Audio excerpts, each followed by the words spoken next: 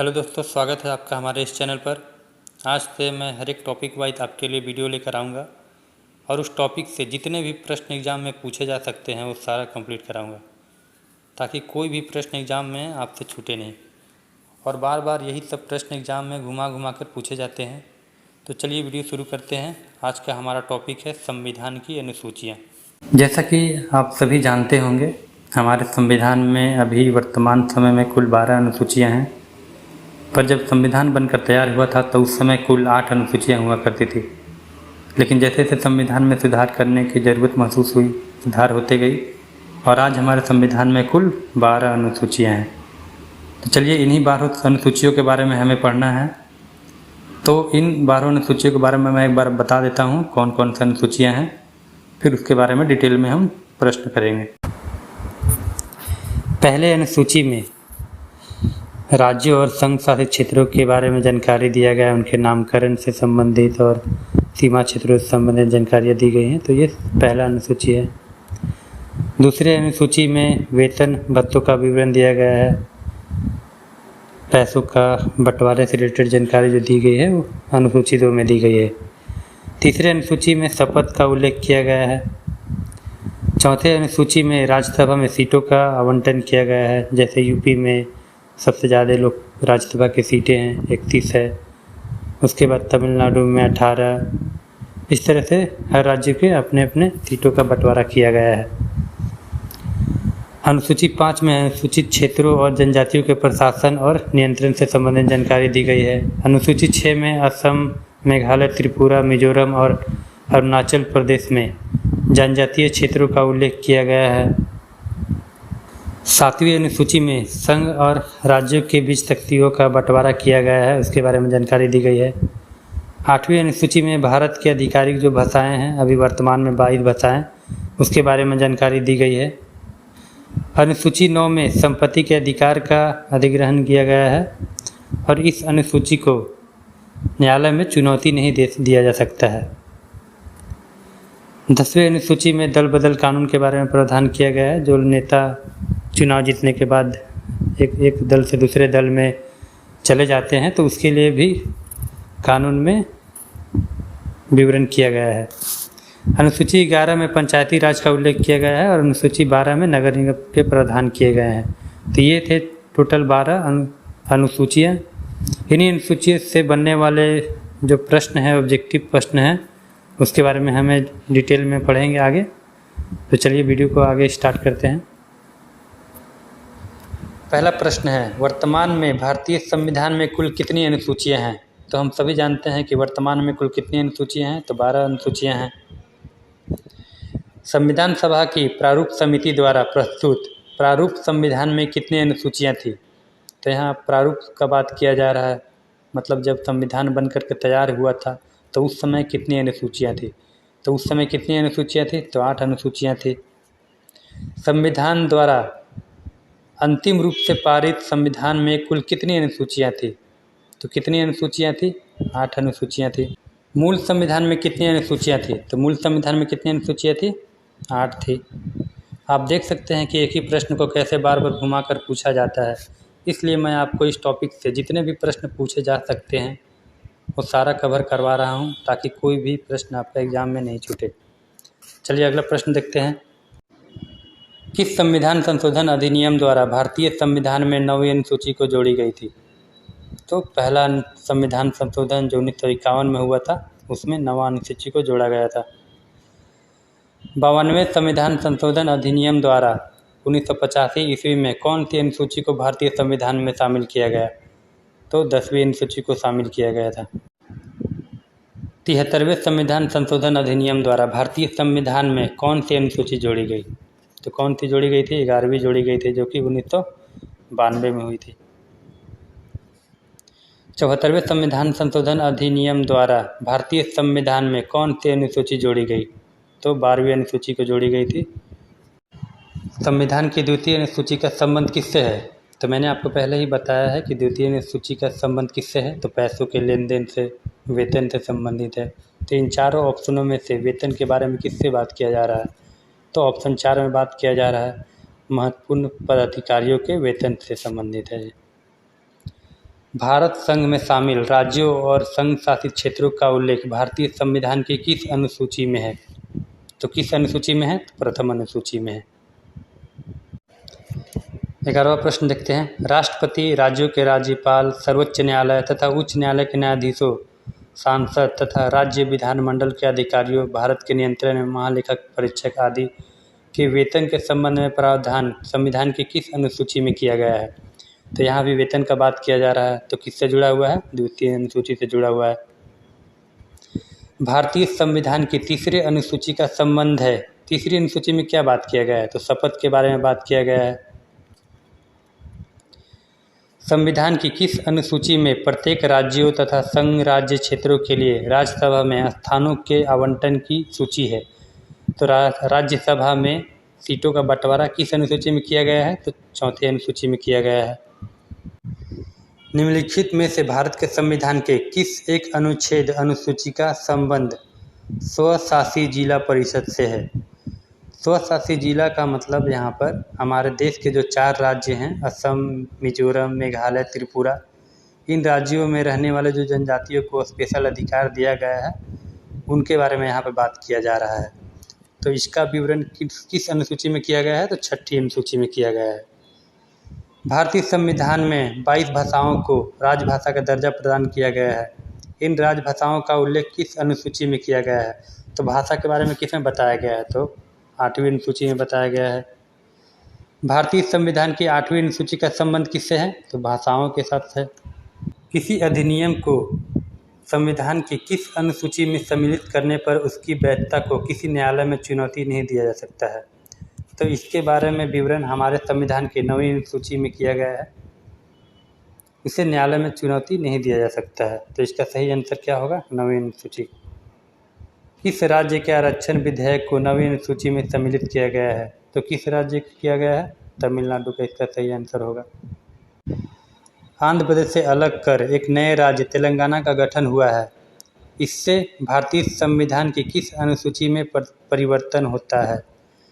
तो जब भी कभी नए राज्य का गठन या फिर उसका नामकरण या फिर सीमा से विवाद होता है, तो इसका बारे में विवरण जो है हमारे अनुसूची 1 में किया गया है। तो इसका सही आंसर होगा अनुसूची 1। दल बदल के आधार पर निर्वाचित सदस्यों की अयोग्यता संबंधित विवरण संविधान की किस अनुसूची में दिया गया है? तो दल बदल के बारे में किस में बात किया गया है? तो 10वीं अनुसूची में बात किया गया है। 21वां प्रश्न देखते हैं। भारतीय संविधान की 10वीं अनुसूची किससे संबंधित है? तो अभी मैंने बताया आपको किससे संबंधित है, दल बदल कानून से। संविधान की 6ठी अनुसूची में इनमें से किस राज्य में लागू नहीं होता है? तो कौन सा राज्य में लागू नहीं होगा? मणिपुर में लागू नहीं होगा। मैंने अभी आपको बताया असम, मिजोरम, मेघालय, त्रिपुरा में 6ठी अनुसूची के जो जनजातियाँ होते हैं उनको स्पेशल प्रावधान दिया गया है। तो इस का अगला प्रश्न चलते हैं। अगला प्रश्न है 8वीं अनुसूची, इसे भी सम्मिलित करना है। तो 8वीं अनुसूची में किसके बारे में बात किया गया है? तो भाषा के बारे में बात किया गया है। 9वीं अनुसूची में किसके बारे में बात किया गया है? संपत्ति के बारे में बात किया गया है। 10वीं अनुसूची में दल बदल के बारे में बात किया गया है। और 11वीं में किस चीज़ के बारे में बात किया गया है? तो पंचायती राज के बारे में बात किया गया है। तो इस प्रश्न का सही आंसर कौन सा होगा? ए का 3, बी का 1, सी का 2 और डी का 4। तो ऑप्शन डी होंगे सही आंसर। अगला प्रश्न चलते हैं 25वां प्रश्न। इसमें पहला क्या है? असम, मेघालय, त्रिपुरा और मिजोरम के जनजातीय क्षेत्र। तो अभी मैंने थोड़ी देर पहले आपको बताया कि इन राज्यों के जो जनजातीय क्षेत्र हैं इनको स्पेशल प्रावधान दिया गया है। कौन सा अनुसूची के तहत? तो 6ठी अनुसूची के तहत। दूसरा क्या है? अखिल भारतीय सेवाएं। अखिल भारतीय सेवाओं में जो चुन के लोग आते हैं, जैसे IPS और IAS जो बनते हैं, उनको कई तरह की शक्तियां दी जाती है। तो शक्तियों का संबंध किससे है? तो 7वीं अनुसूची से संबंधित है। अगला क्या है? भारत का नियंत्रक और महालेखक परीक्षक। तो इन्हीं को CAG बोलते हैं, जिनका जो विवरण है आर्टिकल 148 में किया गया है, जिनकी नियुक्ति राष्ट्रपति के द्वारा किया जाता है। और इनका मेनली काम क्या होता है कि केंद्र सरकार जो भी खर्चे करती है उसका लेखा जोखा रखने का काम होता है इनका। अगला क्या है? अनुसूचित क्षेत्र और अनुसूचित जनजातियों का नियंत्रण क्षेत्र। तो इसके बारे में किसमें बताया गया है? तो आर्टिकल 5 में बताया गया है। तो इस क्वेश्चन का सही आंसर क्या होगा? ए का 4, बी का 3, सी का 1, डी का 2। अगला प्रश्न चलते हैं 26वां प्रश्न। संविधान के अनुसूची तथा उससे संबंधित विषय का कौन सा युग्म सुमेलित नहीं है? सुमेलित नहीं है चुनना है आपको, ध्यान रहे। तो पहला क्या है? प्रथम अनुसूची। इसमें क्या है? राज्य एवं केंद्र शासित प्रदेशों की सूची, ये बिल्कुल सही है। दूसरा क्या है? द्वितीय अनुसूची। निर्वाचन आयोग के अधिकार एवं कार्य, ये गलत है, क्योंकि हम लोग जानते हैं कि दूसरी अनुसूची में जो है वो पैसों के बंटवारे के बारे में बात किया गया है। तो इसका सही आंसर क्या होगा? द्वितीय अनुसूची। बाकी 7वीं अनुसूची केंद्र शासित शक्तियों का विभाजन, ये बिल्कुल सही है। 10वीं अनुसूची में दल विरोध कानून, यह भी बिल्कुल सही है। अगला प्रश्न चलते हैं 27वां प्रश्न है, संविधान की 11वीं अनुसूची में क्या सम्मिलित है? तो 11वीं अनुसूची किससे संबंधित है? तो पंचायत से संबंधित है। तो पंचायती राज। निम्नलिखित में से कौन सा एक कथन भारत के संविधान की 4थी अनुसूची का सही वर्णन है? तो 4थी अनुसूची में किसके बारे में बात किया गया है? राज्यसभा के सीटों के बारे में बात किया गया है। तो इसमें सही आंसर कौन सा होगा? डी। अगला प्रश्न चलते हैं 29वां प्रश्न। इसमें भी मिलान करना है। पहला क्या है? राज्य व केंद्र शासित प्रदेशों का उल्लेख। तो इसका किस में उल्लेख किया गया है? तो प्रथम में किया गया है। दूसरा है महत्वपूर्ण पदाधिकारियों के वेतन और भत्ते। तो वेतन और भत्ते का विवरण किस में किया गया है? द्वितीय में किया गया है। दूसरा सही होगा। विभिन्न पदों के लिए पद और गोपनीयता की शपथ। तो शपथ का प्रावधान तीसरा में किया गया है। तो ये भी सही है। चौथा है राज्यसभा में राज्यों और केंद्र शासित प्रदेशों के स्थानों का आवंटन। किसमें किया गया है? चौथी में किया गया है। तो इसका सही आंसर क्या होगा? लाइन से होगा। 1 का 1, 2 का 2, 3 का 3 और डी का 4। अगला प्रश्न देखते हैं 30वां प्रश्न। भारतीय संविधान की अनुसूचियों में से कौन सी एक राज्य के नामों की सूची तथा उसके राज्य क्षेत्रों का ब्यौरा देती है? तो मैंने थोड़ा देर पहले ही आपको बताया है कि किसी भी राज्य के नामकरण या फिर उसके राज्य क्षेत्र के बारे में बात किया जाए तो ये पहले अनुसूची में जानकारी इसकी दी गई है। तो इसका सही आंसर होगा एक। अगला प्रश्न देखते हैं 32वां प्रश्न। यदि भारत संघ को एक नए राज्य का सृजन करना हो तो संविधान की निम्नलिखित अनुसूचियों में से किस एक को आवश्यक संशोधन किया जाना चाहिए? तो नए राज्य का जब भी सृजन होगा तो किस अनुसूची के तहत होगा? तो प्रथम अनुसूची के तहत होगा। निम्नलिखित कथनों में से कौन सा एक भारत के संविधान की 4थी अनुसूची को सही वर्णित करता है? तो 4थी अनुसूची में क्या बताया गया है? राज्यों के सीटों का बंटवारा किया गया है। तो राज्य के परिषद में सीटों का बंटवारा किया गया है। सही आंसर क्या होगा? Option B.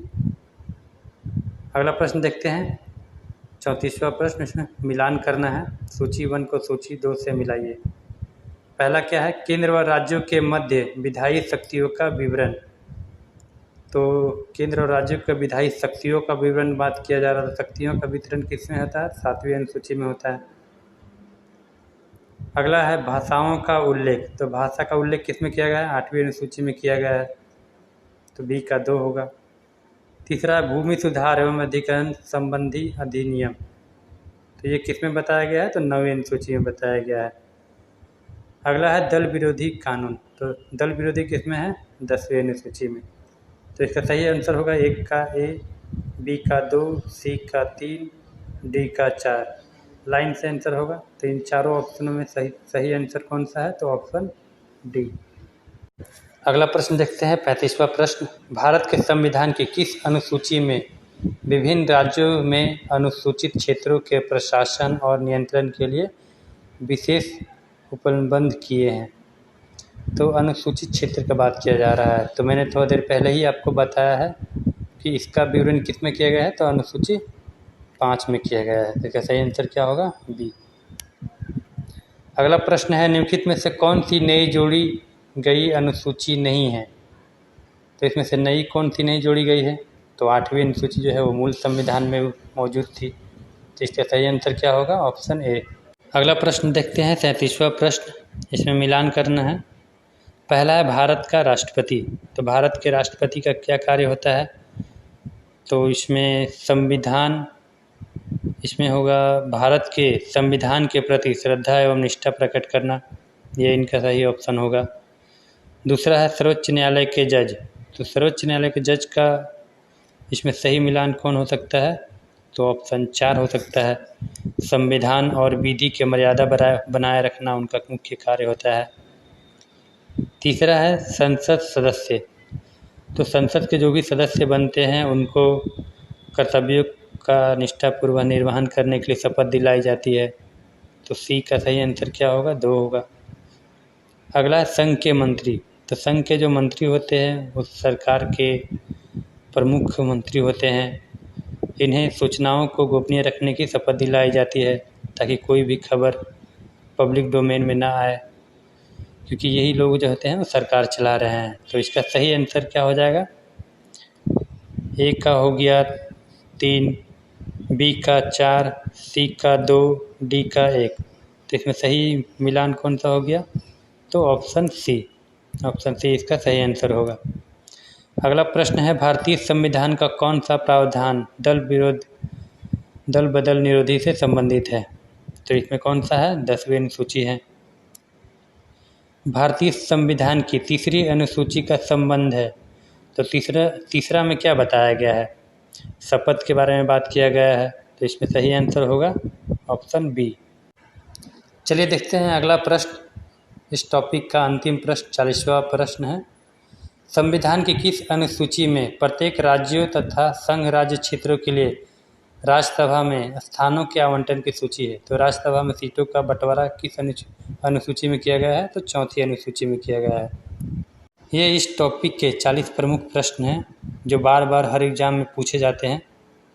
यदि आप अच्छे से इस वीडियो को देखे होंगे तो इस टॉपिक से बनने वाले जितने भी प्रश्न हैं वो आप आसानी से बना सकते हैं। तो चलिए मिलते हैं अगली वीडियो में एक अलग टॉपिक के साथ। तब तक के लिए जय हिंद, जय भारत।